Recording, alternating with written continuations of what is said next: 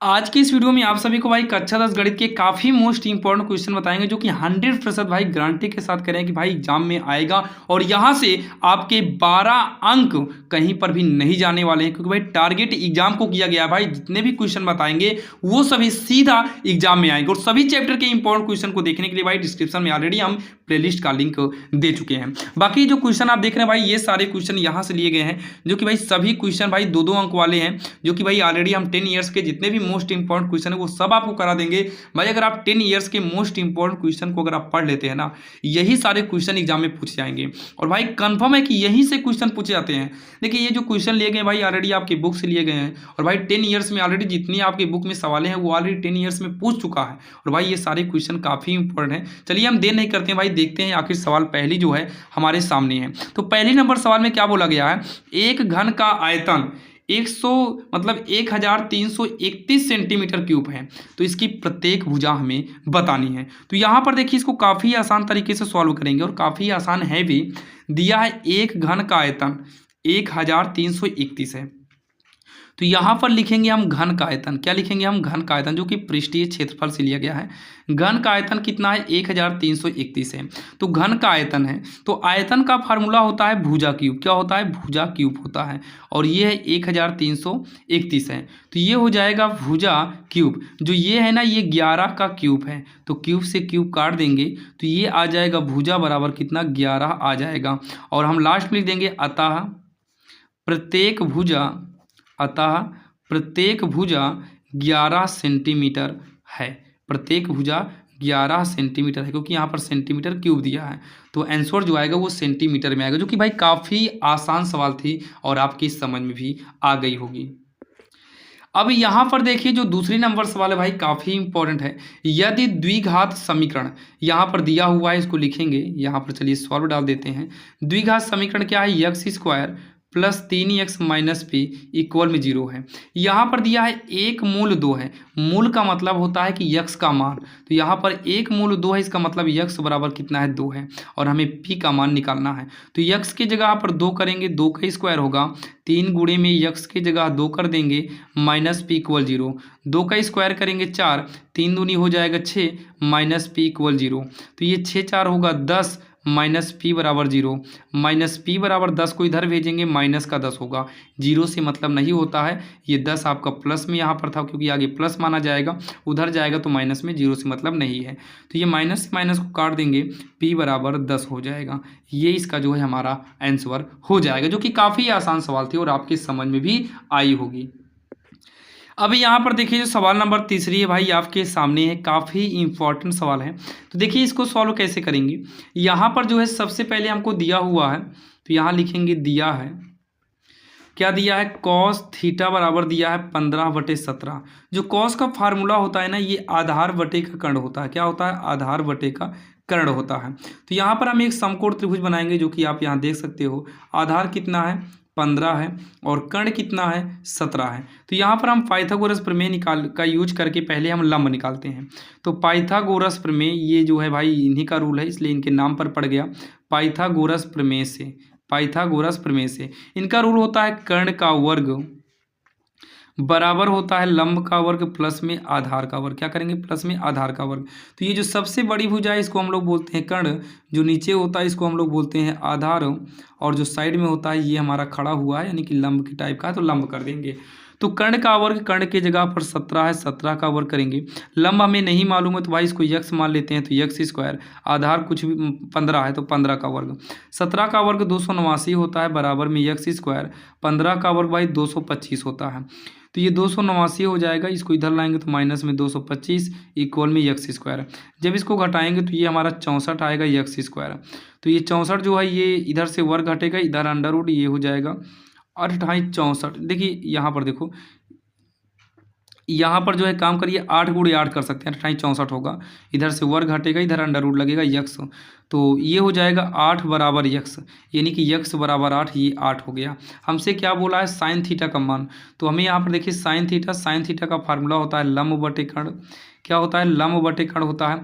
तो लंब कितना है आप यहाँ पर देख सकते हैं, लंब हमारा 8 है, कर्ण कितना है 17 है, तो 8/17 ये इसका जो है उत्तर हो जाएगा, जो कि काफ़ी इंपॉर्टेंट है और आपकी समझ में भी आ गया होगा। चलिए हम देखते हैं सवाल नंबर चौथी भाई, जो कि काफ़ी इंपॉर्टेंट है। चौथी नंबर जो है भाई माध्य पूछा है। अब यहाँ पर देखिए सवाल नंबर 4 जो है आपके सामने है। देखिए दिया है निम्नलिखित बारंबारता सारणी का माध्य ज्ञात कीजिए। देखिए माध्य हमें ज्ञात करना है, जो कि वर्ग अंतराल दिया है, बारंबारता दिया है। और आपको बता दें भाई यहाँ पर माध्य माध्यिका बहुलक, यहाँ से भाई बहुत ज़्यादा क्वेश्चन एग्जाम में पूछे जाते हैं। तो यहाँ पर देखिए इसको आप लोग अच्छे समझिएगा, ये हो जाएगा सबसे पहले तो वर्ग अंतराल दिया है, तो वर्ग अंतराल है, यहाँ पर एक सारणी ऐसे ही बनेगी आपकी, आप लोग भाई जानते होगे जो पढ़ा होगा एक भी बार। तो वर्ग अंतराल दिया है कितना, 0 से 2 दिया है, और 2 से 4 दिया है, 4 से 6 दिया है, 6 से 8 दिया, 8 से 10 दिया है। ठीक, ये वर्ग अंतराल दिया है। और वर्ग अंतराल के बाद हमें एक स्थान छोड़ना पड़ता है, जो कि हमें यहाँ पर यक्ष निकालना है। बारंबारता को जब से दिखाएंगे 1 है, 2 है, 6 है, 8 है, 3 है। ठीक, और यहाँ साइड में हमें फिर यफ गुणे यक्ष निकालना पड़ता है। ये हमारी सारणी है, जो कि भाई इसको पैक कर देंगे। ये देखो ये सारणी हमारी पैक हो गई। यक्ष कैसे निकाला जाएगा सुनिएगा, 0 और 2, पहले इन दोनों को जोड़िए, तो 0 में 2 को जोड़ेंगे 2, ये बीच में जो लगा है भाई ये अंतराल है, ये माइनस नहीं है। तो 0 में 2 को हम जब जोड़ेंगे 2 आएगा, 2 का आधा करो, आधा का मतलब 2 से भाग दे दो, 2 से जब हम भाग देंगे तो भागफल 1 आएगा, मतलब आधा 1 होगा। 2 4 जोड़ेंगे, 4 2 6 होगा, 6 का आधा 3, 6 4 10, 10 का आधा 5, 8 6 14, 14 का आधा 7, 10 8 18, 18 का आधा कितना हो जाएगा, 18 का आधा 9 हो जाएगा। तो इसमें हमें योग करके छोड़ देना है। और यहाँ पर देखिए यफ गुणे यक्ष, मतलब इन दोनों का गुणा कराओ, एक ही करना, 1 2 तिहाई 6, 6 पंचे 30, 8 सते 56 और 3 9 27। अब इतना कहने के बाद यफ वाले को हमें जोड़ना है, तो सिग्मा यफ, सिग्मा माने जोड़ होता है, यहाँ पर सिग्मा लग गया, सिग्मा यफ यानी कि यफ वाली गिनती को जोड़िए। तो 1 2 3 3 6 3 9, 9 8 17, 17 3 हो जाएगा 20, 17 3 कितना हो जाएगा 20 हो जाएगा। अब यहाँ इसको जोड़ना, तो ये भी सिग्मा यफ यक्स हो जाता है, मतलब जोड़ो 6 1 7 होगा, 7 30 37 हो जाएगा, 37 56 27, जब इसको जोड़ेंगे तो टोटल 120 आएगा। कितना आएगा, 120 आएगा। हमसे क्या पूछा पता, हमसे माध्य पूछा है। माध्य पूछे या औसत पूछे, दोनों का यही फार्मूला होगा, माध्य बराबर सिग्मा एफ एक्स बटे में सिग्मा एफ। सिग्मा 120 है और sigma F x, sigma F यहाँ पर देख सकते हो 20 है, तो ये 20 छक्का 120 हो जाएगा, यानी कि जो आंसर आएगा इसका 6 आएगा। यही इसका जो है आंसर हो जाएगा भाई, जो कि काफ़ी आसान और इंपॉर्टेंट सवाल थी, आपके समझ में आ गया होगा। बाकी माध्य माध्यिका बहुलक पर भाई ऑलरेडी हम वीडियो बनाए हुई हैं। बाकी आपको भाई शुरू में ही बोल दिए इंपॉर्टेंट क्वेश्चन को देखना है, तो डिस्क्रिप्शन में आपको हम प्लेलिस्ट का लिंक दे देंगे, वहाँ पर जाकर आप लोग देख सकते हैं भाई। डिस्क्रिप्शन में जाना, वहाँ पर आपको प्लेलिस्ट भाई 2-3 प्लेलिस्ट मिल जाएंगे, जो भी प्लेलिस्ट आपको अच्छी लगेगी भाई वो प्लेलिस्ट देख लेना। आपको 2-3 प्लेलिस्ट मिलेगा, एक भी अगर आप प्लेलिस्ट को फाइनल देख लेते हैं तो कंफर्म करने एग्जाम में भाई पूरा 100 में 100 लाएंगे। भाई यूपी बोर्ड में जो है 70 नंबर का ही पेपर मिलता है, 30 नंबर तो ऑलरेडी आपको प्रैक्टिकल से मिल जाते हैं, और बाकी 70 में से कंफर्म कह रहे हैं कि भाई 70 में आपका 65 कहीं पर भी नहीं गया है। 65 नंबर जो विकल्प वाले क्वेश्चन है वो भी आपको हम कराए हुए हैं, जिसका लिंक आपको डिस्क्रिप्शन में जो प्लेलिस्ट मिलेगा ना, उसमें आपको सब भाई प्लेलिस्ट उसी हिसाब से डिजाइन किया ही गया है, वहाँ पर सारे चैप्टर के इंपॉर्टेंट क्वेश्चन आपको मिल जाएंगे। बाकी चलिए हम देखते हैं सवाल नंबर 5वीं। अब यहाँ पर देखिए जो सवाल नंबर 5वीं है भाई, ये काफ़ी इंपॉर्टेंट है, इसको ध्यान से सुनिएगा। बिंदुओं इतने और इतने को मिलाने वाले रेखा के मध्य बिंदु के निर्देशांक निकालना है। तो ये काफ़ी इंपॉर्टेंट भी है, काफ़ी आसान भी है। जैसे हमें बिंदु दिया है, यहाँ पर देखिए बिंदुएँ क्या क्या दिया है, -3 10 दिया है और 5 4 दिया है। तो इसका मध्य बिंदु हमें निकालना, तो मध्य बिंदु के निर्देशांक, बाकी देखिए मध्य बिंदु के निर्देशांक जो है ये काफ़ी आसान तरीके से निकाला जा सकता है। मध्य बिंदु के निर्देशांक क्या निकालना है, मध्य बिंदु के निर्देशांक, इसका एक फार्मूला होता है, काफ़ी आसान होता है, x1 + x2/2 y1 + y2/2 होता है। तो ये हमारा x1 ये y1 हो गया, x2 y2। तो x1 कितना है -3 है, x2 कितना है 5/2, y1 कितना है देख सकते हो 10 है, y2 कितना है देख लीजिए 4 है, पूरे के बटे में 2, ये हो गया। अब ये हो जाएगा 5 में 3 गए 2/2, ये 10 4 हो जाएगा 14/2, तो 2 से 2 कटा एक बार में, 2 से कटेगा 2 7 14, तो ये हो जाएगा 1,7, ये इसका जो है आंसर हो गया। 1,7 जो है इसका आंसर हो जाएगा, जो कि काफ़ी आसान है और आपके समझ में आया होगा। अब यहाँ पर देखिए जो सवाल नंबर 6वीं है भाई, वो आपके स्क्रीन के सामने है, काफ़ी इंपॉर्टेंट है। आइए इसको देखते हैं कैसे सॉल्व करना है। तो यहाँ पर देखिए दिया है, यदि बिंदुओं -1 -3 और यक्स कामा 9 के बीच की दूरी का जो मात्रक है वो 13 है। तो देखिए जो दूरी वाला जो फार्मूला होता है, यहाँ पहले बिंदु को लिख लेते हैं। बिंदु कितना है, -1 -3 है, और अगला क्या है, यक्स कामा 9 है। तो यहाँ जो दूरी का फार्मूला होता है वो दूरी होता है x2 - x1 का स्क्वायर प्लस में y2 - y1 का स्क्वायर। तो ये पहला वाला x1 है और ये y1, x2 y2। तो दूरी जो है ऑलरेडी दिया हुआ है 13 रूट के अंदर। x2 कितना है, x माइनस x1 कितना है, -1, तो माइनस माइनस प्लस 1 हो जाएगा स्क्वायर। फिर यहाँ प्लस y2 कितना है, तो 9 माइनस y1 कितना है, -3, तो माइनस माइनस प्लस 3 का स्क्वायर।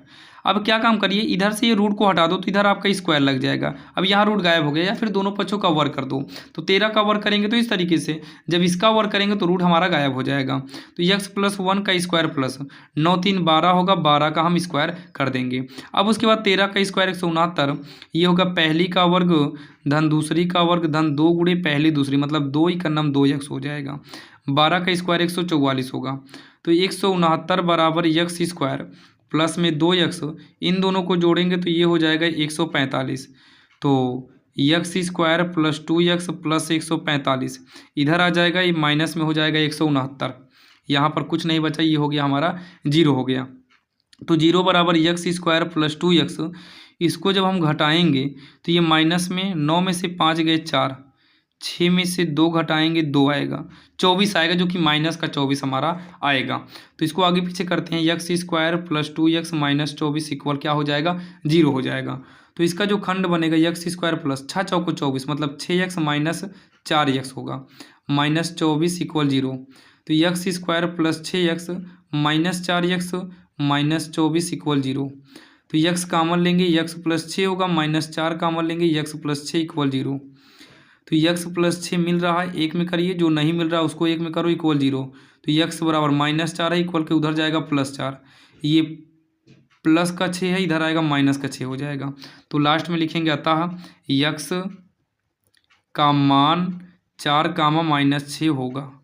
ये इसका जो है आंसर हो जाएगा, जो कि काफ़ी आसान है और आपके समझ में भी आया होगा, जो कि हमारी सवाल नंबर 6वीं थी। आज के इस वीडियो में आपको भाई 2 अंक वाली 6 सवाल बताए हैं, जो कि यहाँ से 12 अंक आपके कहीं पर भी नहीं जाने वाले हैं। और सभी चैप्टर के इंपॉर्टेंट क्वेश्चन के लिए ऑलरेडी हम डिस्क्रिप्शन में प्लेलिस्ट का लिंक दिए हैं। और बाकी भाई 2 नंबर वाले, 4 नंबर वाले और 6 नंबर वाले क्वेश्चन के लिए भाई सीरियल वाइज सीरियल जो है क्वेश्चन बना के, मतलब एक प्लेलिस्ट बनाया है, जिसमें लास्ट में आपको OMR के भी इंपॉर्टेंट क्वेश्चन को ऐड कर दिए हैं। उसका भी लिंक आपको डिस्क्रिप्शन में सबसे ऊपर ही मिल जाएगा।